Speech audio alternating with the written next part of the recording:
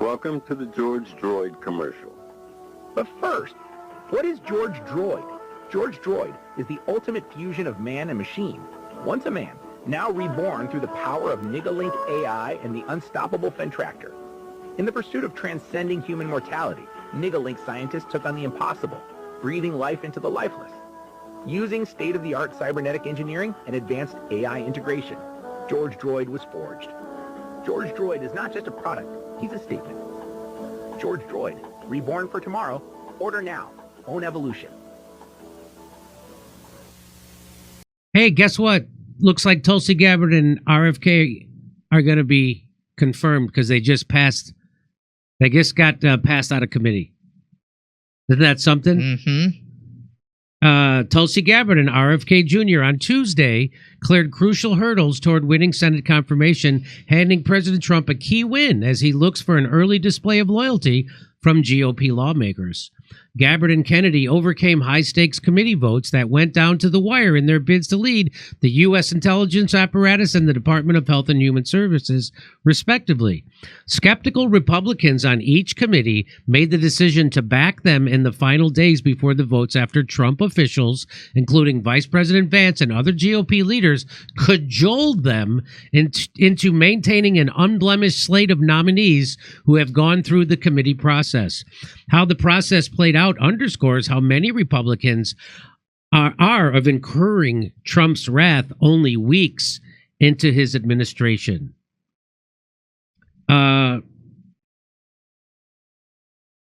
So I've got a sense that there's some politicians who still haven't wrapped their heads around the size of the change that's actually going on around them, but lots of them have enough to get them through committee, and hopefully because the weak undecided ones will just follow the flock, they'll go along. But how big is the change that's happening right now? Well, it's bigger than the top of Jaden Smith's head at the Grammys. How about that? They're not going to go against him. If they go against him, they're going to go against 77 million people, said Tommy Tuberville. After Trump's popular vote total in November, I don't think that they want that if they want to get reelected. Both nominees now appear likely to be confirmed on the Senate floor in the coming weeks till the final vote. I like that Tommy Tuberville. He did the Corleone shuffle right out of the gate as a warning to hey, I'm not saying bad things are going to happen to them. I'm just saying that bad things have happened to everybody who ever goes against Donald Trump. Democrats remain vehemently opposed to both nominees. And vehemently opposed translates in this situation to we are traitors to the United States and are completely bought and paid for by the industries these nominees stand against. That's what vehemently opposed means here. Each can only afford to lose 3. So there are a handful of Republicans who haven't said how they intend to vote, but each of the nominees can afford to lose 3 votes on the Senate floor. Mitch McConnell is considered a potential no vote on both, though it's unclear how many others will join him. And by the way, here's Mitch McConnell. Watch your step, buddy. Whoa! Watch your step, Mitch. You might need some pharmaceuticals after that.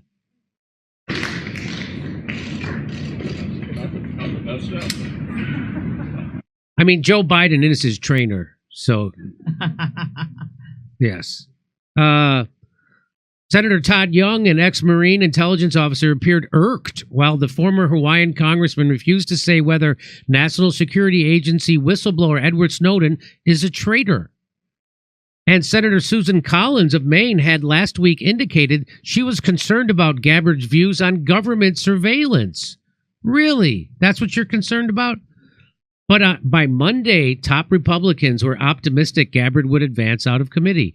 Young had a series of phone calls with Vance over the weekend, and he told reporters he spoke with Trump, whose campaign has never formally endorsed in a camp. So this guy, Young, never formally endorsed Trump. Young told reporters that the president and others didn't threaten any retaliation if he opposed Gabbard. Yeah, the president didn't threaten because he didn't have to.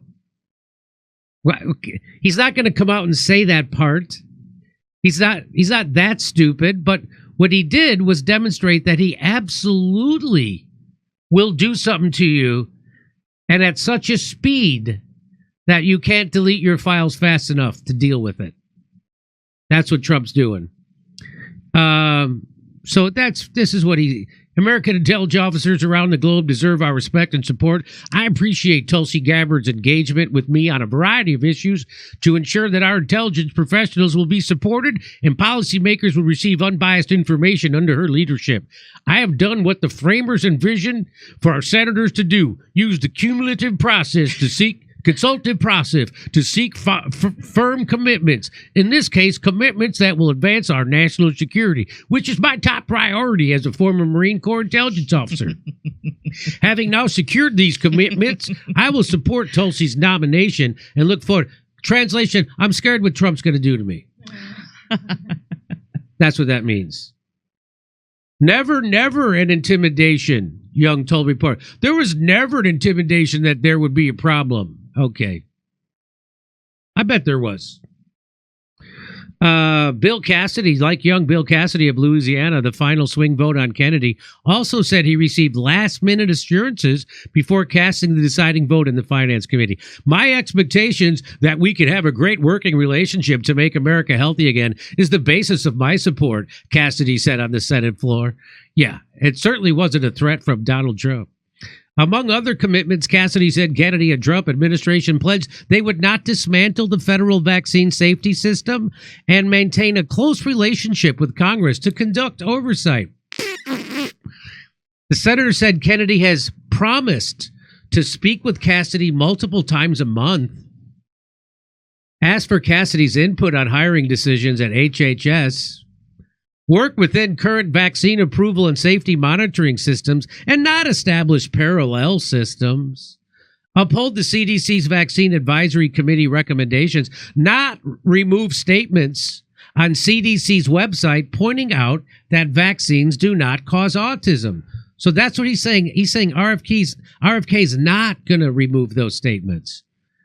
Until the science changes.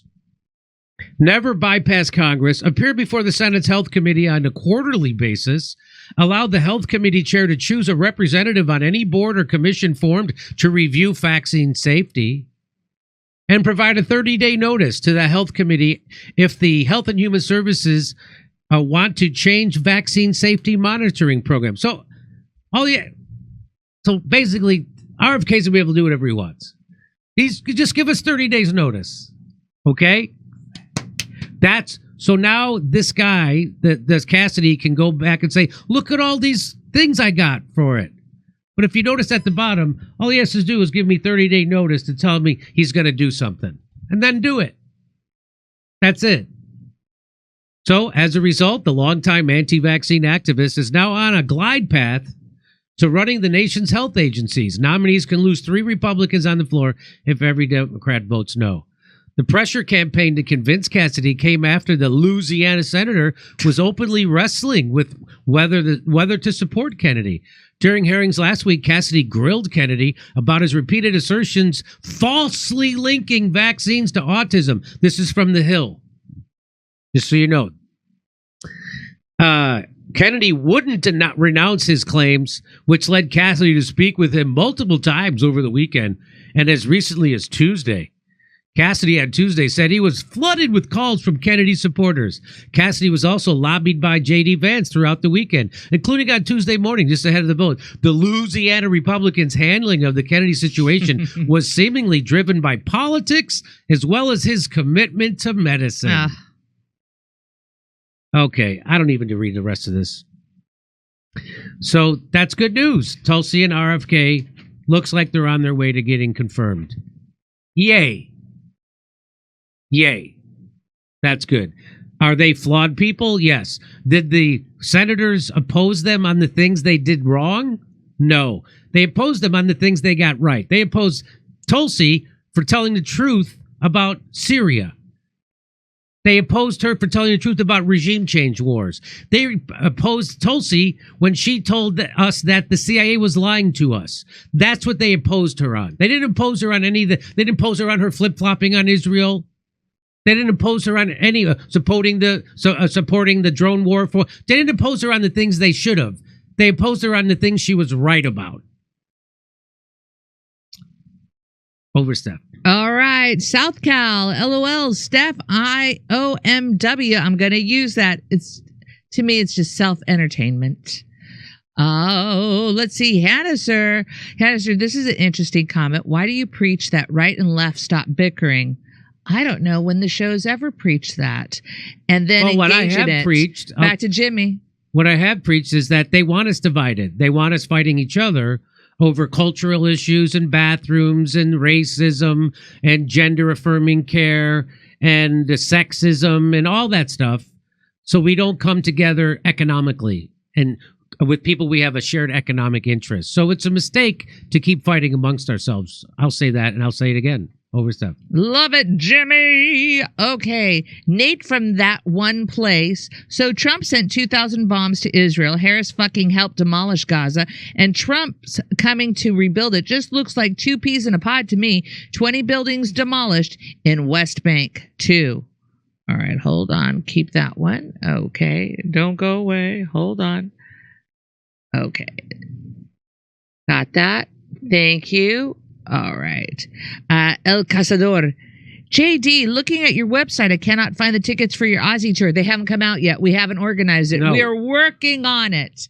Yeah. And when we get those dates, we're going to blast them all over. All right. So thank you for checking our website, jimmydore.com. Hi, and this is from, all right, so this is from Frederick. Hi, I emailed an interview request about a new French Einstein yesterday. My name is Frederick. The PhD's name is Jean-Pierre Petit. Did you get it? I got it, and I got it 3 times today, amigo. Thank you for that. We will share it with the team for sure.